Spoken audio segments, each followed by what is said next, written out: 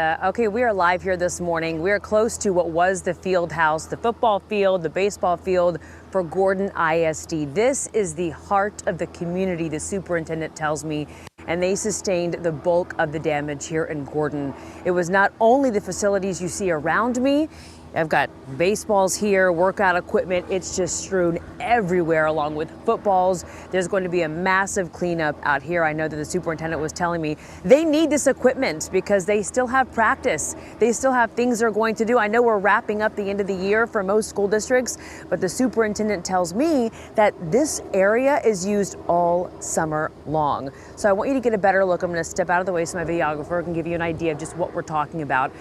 It was the independent school district that took most of the damage. I'm talking about not just this area here that you're looking at, and you can see debris that's wrapped around fence posts and trees.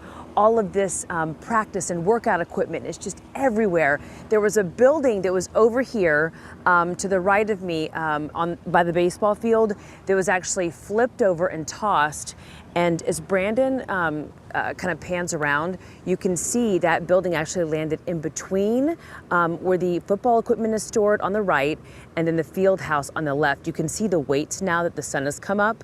You can see the weights inside there. So this is where they do all their practice. The football field is in the background. Amazingly enough, I'm looking to the right over here at the baseball field. You can still see the players, signs and their numbers up, managed to stay up during this likely tornado event. So here's the thing, not just this area, as I mentioned, was damaged. We're also talking about the secondary building for the kids and the students themselves. That was damaged. Water damage, we understand from the superintendent. And so school is canceled today. And she told me this morning when she was out here speaking with us earlier, likely for the rest of the week. But they have graduation. They have 10 seniors who are graduating out here. This is a small community, but they've got a lot going on, like a lot of districts do over the next couple of days, next couple of weeks, really. So they've got to make sure all this happens, whether it's their baseball team who is still playing, whether it's practice that's going on, graduation coming up.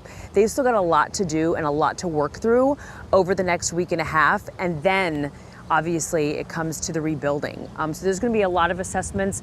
Right now, the latest that we have, we've got a helicopter, if you can hear that at all behind me, that looks like it's assessing the damage. It's been circling here for about 5 minutes. And then behind me, just in the last couple of seconds, I see a bunch, okay, Brandon's gonna pan around. I see a bunch of field crews that have been working to restore power around the block and now look to be making their way over here. Again, while this is the heart of the community, this is also appears to be the heart of the storm damage. When we were coming into town this morning in Gordon, Main Street, when you first entered town from I-20, really, or I-30, excuse me, appeared to be untouched. It didn't have a lot of damage. Power was still back on. Obviously not the case here. So the latest from the superintendent, they're going to be working with families today, make sure all their students are okay. We understand that nobody in the area was hurt, although there was significant damage to some homes. They're going to be working with their staff and students, and then they're going to get insurance adjusters out here and assess and see what's next. But the superintendent, who was in tears when I spoke to her about an hour ago, just said she knows that everyone is going to rally, and she knows that they're going to work together to make this a great end of the year, in spite of all of this, for their students and staff.